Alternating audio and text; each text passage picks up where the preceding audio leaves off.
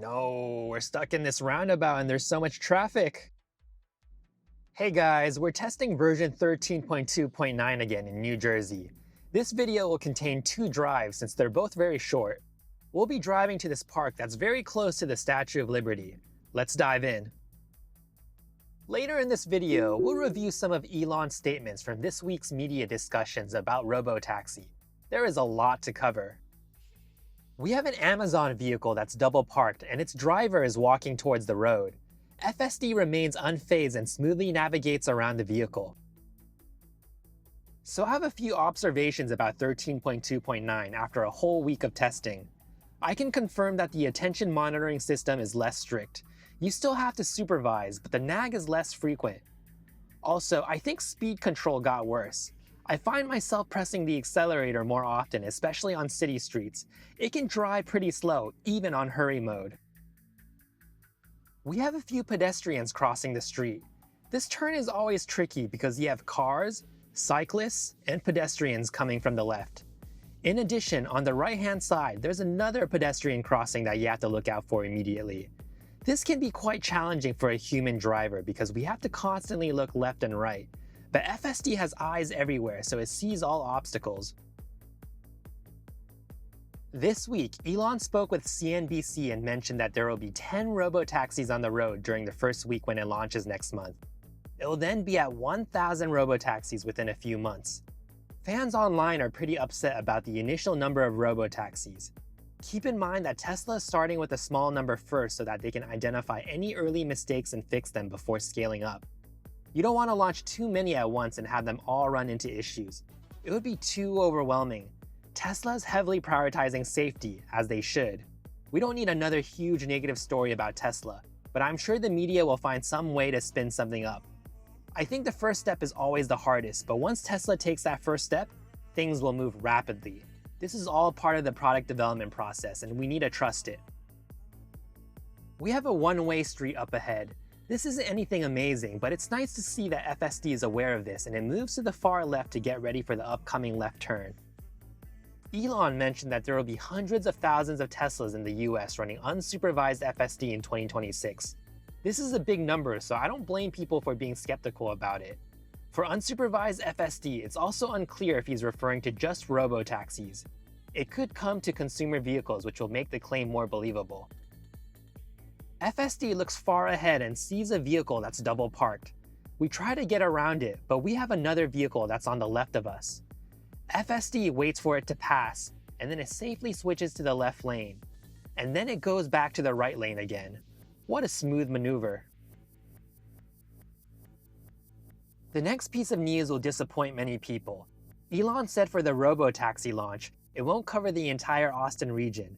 It will only cover parts that are the safest. So Tesla will geofence it.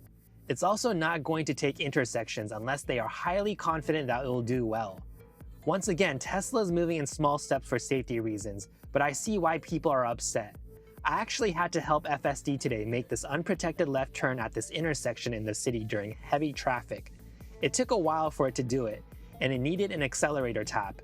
I've also had moments when FSD wouldn't make unprotected left turns quickly enough. FSD would make it, but oncoming cars would get pretty close to hitting me. My point is, intersections are pretty tricky. I'm not mad about these constraints. If Tesla can quickly remove them over time, I'll be happy. I just want to see progress. We got a truck here that's trying to make a left turn. Rather than waiting for it, FSD slides into the right lane so that it can continue proceeding forward. Very smooth. The lane here suddenly splits into two, and FSD realizes that it's in the left turn only lane, so it tries to correct itself. What's funny is that the car in front of us does the exact same thing. In the same interview, Elon confirmed that there will be no safety driver for the Robotaxi launch. This is a huge relief for the Tesla community because we've been wondering for weeks. Once again, we have a vehicle that's trying to turn left. Rather than waiting for it to turn, FSD finds a gap and goes around the vehicle. So we're almost at our destination. If you're ever trying to see the Statue of Liberty from the New Jersey side, don't go to the parking lot that I'm parking at. I learned that the one I'm going to is way too far from the Statue of Liberty. There aren't that many sidewalks in the area, so it's not super walkable. There's another lot that's a lot closer. FSD approaches the booth here. I believe it tries to stop where the attendant is supposed to be, but there's no one working here at the moment. This forces me to move back a bit so that I can access the ticket machine. Anyways, I'm going to show one more drive, so stick around. For this next drive, we're going to go to a nearby cafe to get some drinks. I'm starting from the parking lot near the Statue of Liberty. Let's see if full self-driving can leave this lot. We back out even though there are no cars parked in front of us. One small critique is that FSD gets quite close to this white truck even though there's a ton of space. We're trying to turn left here and we need to wait for these cars to pass on the left and right. FSD sees an opening and makes the left turn. Also, there's a really cool classic car on the left of us.